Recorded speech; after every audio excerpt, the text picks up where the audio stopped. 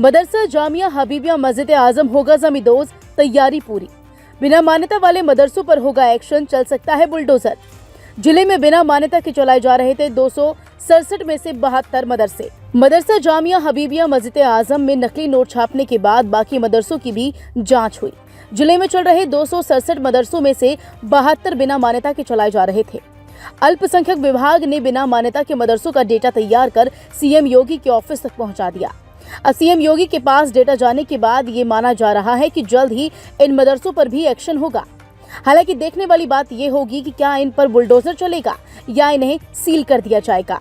हालांकि अभी मदरसा जामिया हबीबिया मस्जिद आजम पर बुलडोजर की कार्रवाई की तैयारी पूरी है। नकली नोट की फैक्ट्री था मदरसा, आईबी और एटीएस की टीम जांच में शामिल।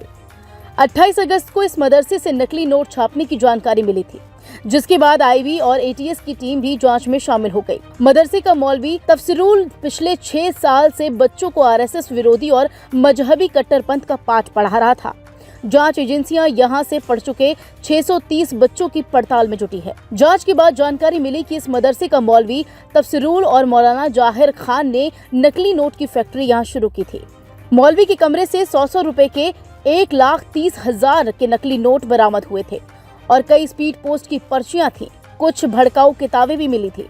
इन भड़काऊ किताबों को लेकर खुफिया एजेंसी भी मौलाना और मदरसे के प्रिंसिपल के कट्टरपंथी संगठनों से रिश्ते की जांच कर रहे हैं। जामिया हबीबिया मदरसे पर चलेगा बुलडोजर। हालांकि मदरसे में अवैध निर्माण के चलते प्रयागराज विकास प्राधिकरण मदरसे को सील कर चुका है। पीडीए ने मदरसे के जिम्मेदारों को अवैध निर्माण पर जवाब देने को कहा है। अगर संतोषजनक जवाब नहीं दिया गया तो यकीनन पीडीए मदरसे को ध्वस्त करेगा। मदरसे के अवैध निर्माण पर पीडीए की टीम जल्द ही बुलडोजर चला सकती है। हालांकि जो भी अवैध निर्माण होगा उस पर कार्रवाई की जाएगी। उसमें ये तथ्य निकल के आया कि ये अवैध निर्माण का प्रकरण है और उसका मानचित्र स्वीकृत नहीं है, जैसा जोनल अधिकारी बता रहे थे। तो उनको जो भी नोटिस आदि की कार्रवाई की गई और नियमानुसार उसको सील किया गया है। अगर वो यथोचित उत्तर देते हैं उसका, जो भी उनको नोटिस दी गई है, तो इसमें अग्रिम कार्रवाई की जाएगी। कोई टाइमलाइन दी गई है? हाँ, उसमें एक समय सीमा होती है, नोटिस की एक मियाद होती है, तो उस समय सीमा के अंदर उनको जवाब देना होगा।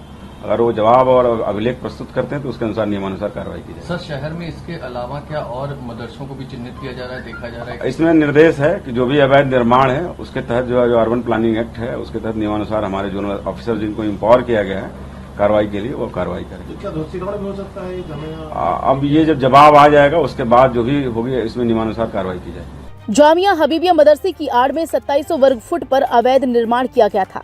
हालांकि ये मदरसा नियमों के खिलाफ 1.5 बीघा जमीन पर बनाया गया है।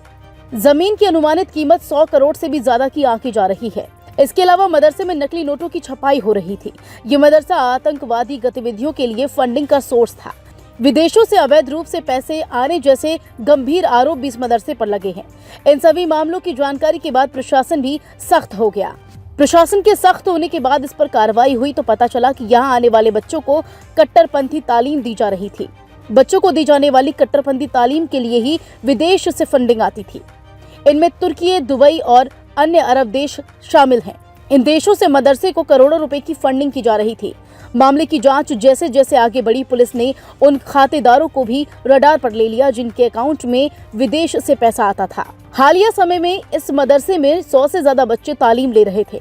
इनमें से 70 छात्रों को घर वापस भेज दिया गया है।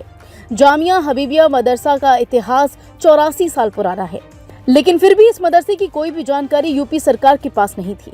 इसकी मान्यता सरकार से नहीं ली गई थी। बहरहाल मदरसे के मौलवी मौलानाओं को मामले में जवाब तलब किया गया है। अगर जांच टीम को संतोषजनक जवाब नहीं मिला तो आप सब जानते ही हैं कि गलत करने वालों की उम्र यूपी में कम होती है। फिलहाल आपकी इस खबर पर क्या राय है, कमेंट करके जरूर बताएं।